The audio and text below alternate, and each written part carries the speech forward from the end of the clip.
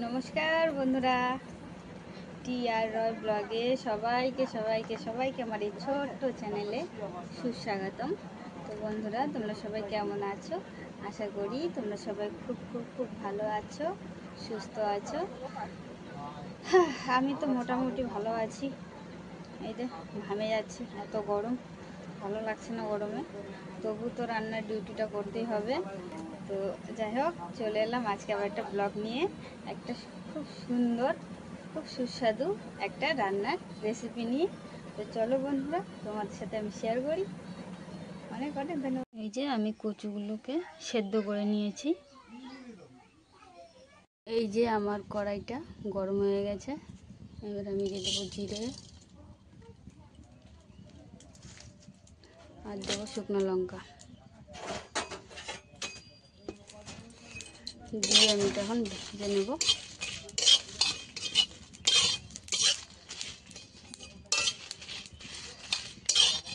এই যে জিরে আর শুকনো লঙ্কা আমার ভাজা হয়ে গেছে, এখন আমি এটা ভেজে নেব। শুকনো লঙ্কা আর জিরে আমার ভাজা হয়ে গেছে, আমি এটা এখন বেটে নেব। তো চলো,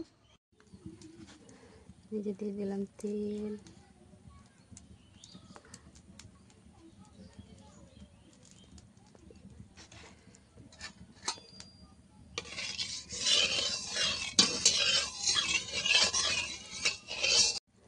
এবার দিয়ে দেবো আলু,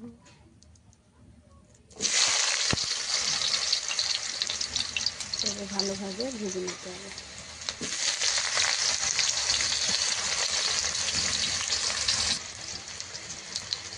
দিয়ে দেবো একটু হলুদ, দেবো একটু লবণ,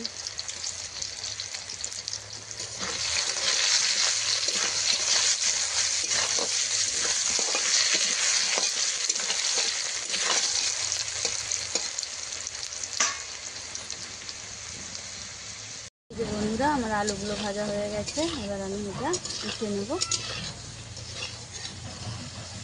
এই যে আমি কচুগুলো ভেজে নেব।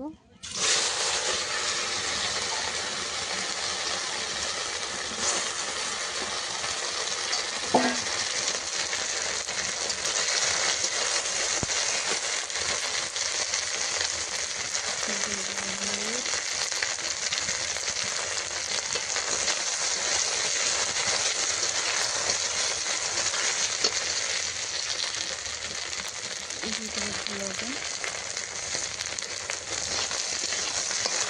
হালকা ভেজে নিতে হবে, বেশি ভাজলে হবে না, যেহেতু কচুটা সেদ্ধ হয়ে গেছে, সেগুলো আমি হালকা করে ভেজে নেব।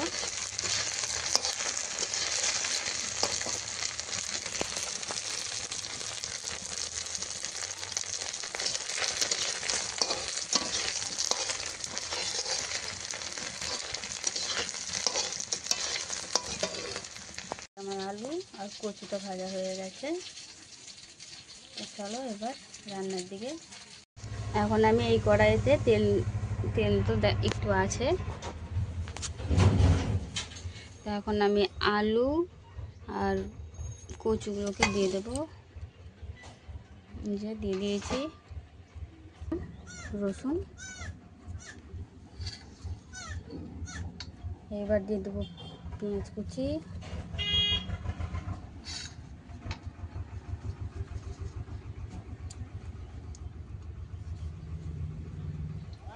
এবার দিয়ে দেবো ওই যে শুকনো লঙ্কা আর জিরে আমি ভেজেছিলাম, আর আদা বাটা।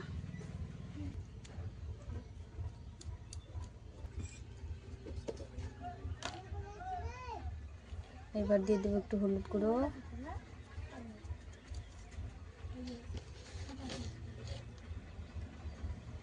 দিয়ে দেবো স্বাদ অনুযায়ী লবণ,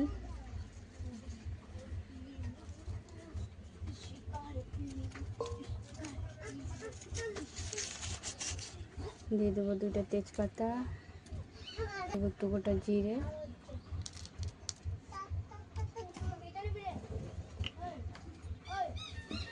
দিয়ে দেবো একটু তেল। এখন এটাকে ভালোভাবে মাখিয়ে নেব। এখন আমি এটাকে ভালোভাবে মাখিয়ে নেব।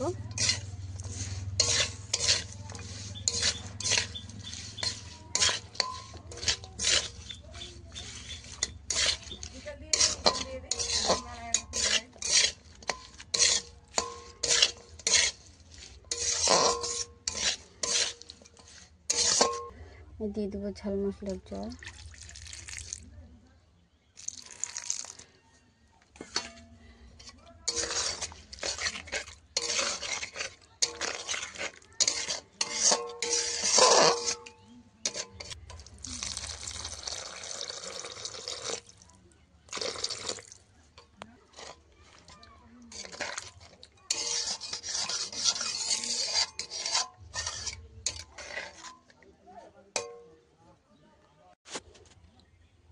दो तीनटे কাঁচা লঙ্কা।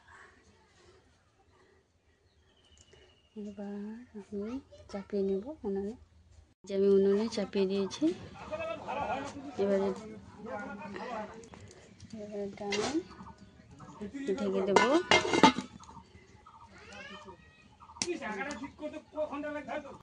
এই দেখো হিট কতটা রয়েছে। এখন কিন্তু নাড়া যাবে না, শুধু ঢাকাটা উঠিয়ে শুধু একটু দেখবো, আবার ঢেকে দেবো, যেহেতু আলুগুলোকে সেদ্ধ করতে হবে। তো দেখি ঢাকনাটা উঠিয়ে, এত সুন্দর লাগছে দেখতে। ঢাকনাটা খুলে নিলাম, হালকাভাবে নাড়তে হবে তরকারিটাকে। দেখো হালকাভাবে নাড়তে হবে তরকারিটাকে। গন্ধটা খুব সুন্দর বেরিয়েছে, খুব সুন্দর লাগছে। তরকারির কালারটা দেখো।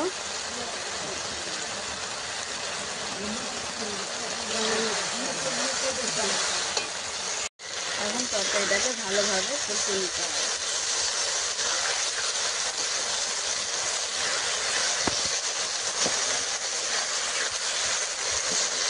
ভালোভাবে কষে নিচ্ছে।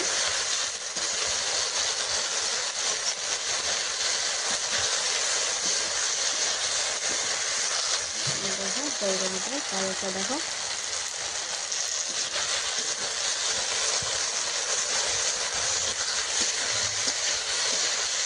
ভালোভাবে কষাতে হবে।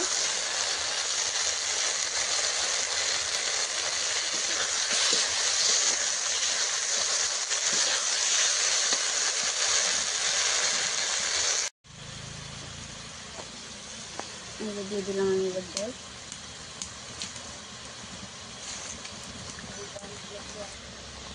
আর একটু জল দিয়ে দেবো আমি। তরকারিটা খাবারটা দেখো কত সুন্দর এসেছে। এই যে মাছটা ভাজা খেতে পারিনি আমি।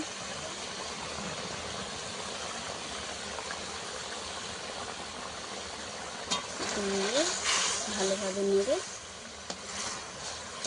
একদম মাখা মাখা করে নামাতে হবে। আর শেষে একটা মশলা যাবে।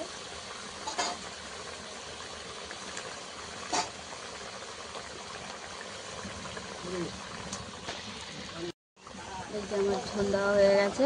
এবার আমি এটা ঢেকে দেবো। 5 মিনিটের জন্য ঢেকে দিলাম।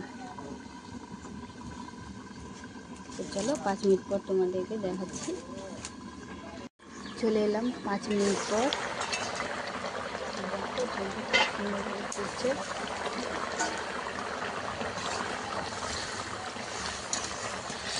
একদম মাখা মাখা করে নামাতে হবে, সেই জন্য ঝোলটাকে আমি আরও ভালোভাবে ফুটিয়ে নেব।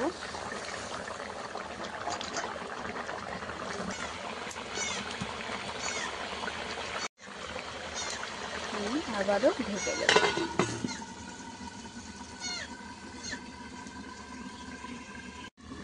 এই যে আমি চলে এলাম আবার 2 মিনিট পর। দেখো ঝোলটা কতটা টেনে গেছে, একদম মাখা মাখা হয়ে গেছে। এবার কিন্তু আমি তরকারিটাতে আর একটা মশলা দেবো।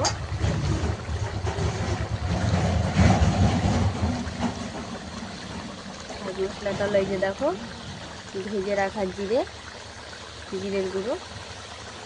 আমি জিরের গুঁড়ো দিয়ে নামিয়ে নেব। আর তরকারিটাও কিন্তু খুব সুন্দর লাগছে দেখতে, খেতেও কিন্তু দুর্দান্ত স্বাদ। একবার অন্তত হলেও একবার এইভাবে ট্রাই করে দেখতে পারো।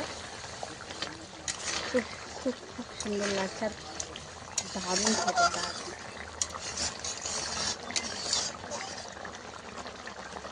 চলো তরকারিটা আমি নামিয়ে নিই, তারপর তোমাদেরকে ভালোভাবে দেখিয়ে দিচ্ছি। এই যে বন্ধুরা, আমি তরকারিটাকে এবার নামিয়ে নিয়েছি। নামিয়ে নেওয়ার পর আমি ঢেলে নিয়েছি। আর দেখো দেখতে কি সুন্দর লাগছে, খেতেও কিন্তু দুর্দান্ত। আমি এটা অনেক কয়েকবার রান্না করেছি, ভাবলাম তোমাদের সাথে এই রেসিপিটা একটু শেয়ার করি। আর মাছ যদি থাকে তো আরও জমে যাবে, এত এত সুস্বাদু লাগে। তো বন্ধুরা, যদি ভিডিওটা ভালো লাগে অবশ্যই লাইক করবে, কমেন্ট করবে, শেয়ার করবে অ্যান্ড চ্যানেলটাকে সাবস্ক্রাইব করে আমার পাশে থাকবে। আর কথার মাধ্যমে যদি কোনো কথা আমার ভুল হয়ে যায় অবশ্যই তোমরা কিন্তু নিজের মনে করে আমাকে ক্ষমা করে দেবে। তো এই যে দেখো তরকারিটা খেতে কিন্তু অসাধারণ অসাধারণ। এই যে এখন বর্ষাকাল আর এখন তো হলো গাঁটি কচুর দিন। এখন গাঁটি কচু তো বেশিরভাগ এখন মানে বাজারে গেলেও তুমি ওটাই পাবে, আর কোনো সবজি আর তো